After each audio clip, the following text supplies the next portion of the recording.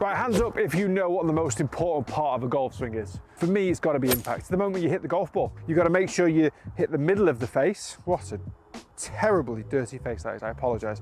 Middle of the face, and make sure that middle of the face is pointed at exactly where you want to go. In this video, I'm going to give you a couple of really good impact drills that you can take to the driving range. Very simple, something you could even incorporate into your pre-shot routines, which is something that I already do as well. But before we get started, what does a good impact position look like? Okay, so this is my setup. Spine angle, head over the golf ball with the mid iron, feet shoulder width apart, hands ever so slightly more in line with the golf ball, but not too far ahead. Okay, so I don't want too much of a forward press because that can potentially open up my shoulders. Just going to stand nice, and this is my nice neutral looking setup. Now, how does an impact position differ? There you go. Okay, the hands are pushed a bit more forward. My weight of my lower, more particularly my lower body, is pushed over my lead foot.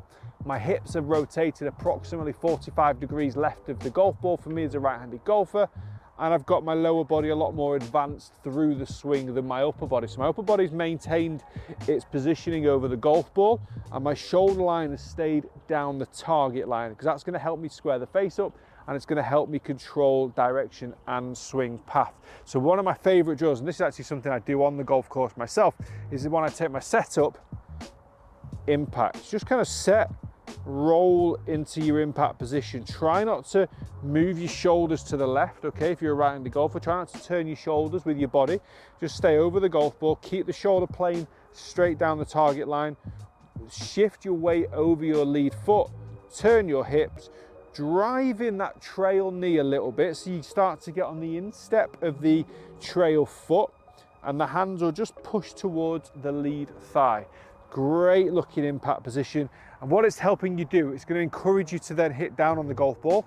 So particularly with these mid-irons, you want to try and compress down on the ball.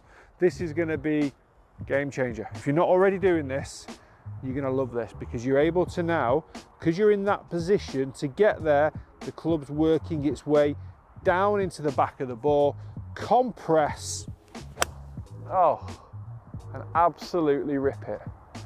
That was a delight, I'll be honest. Wow, it's got a long way. That green's 170 yards away. 8 times she's got there. Impact position, quality of ball striking.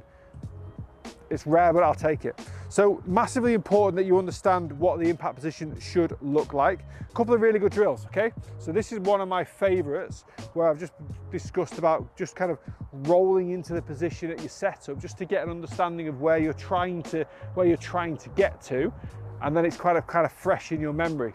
Another really good drill is you take your setup, go into your impact, and I want you to start your golf swing from there. Lovely impact position, start my golf swing from there,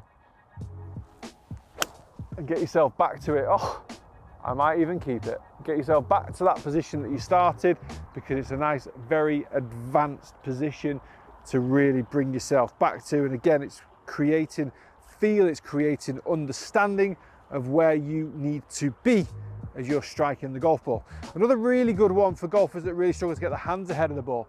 Put the mid-iron to the back of your stance. So put it on the instep of your trail foot, and get your hands in the middle of your body. Okay, so we've got a lot of shaft lead here, but what this is trying to encourage you to do is to get your spine angle, get your chest and your hips in front of the golf ball before you hit it, and really encourage a low ball flight. And you're encouraging a low ball flight by compressing down into the golf ball, hands forward, body forward, compressing down. That means the club head was high, working its way down, and it gives you that penetrating ball flight.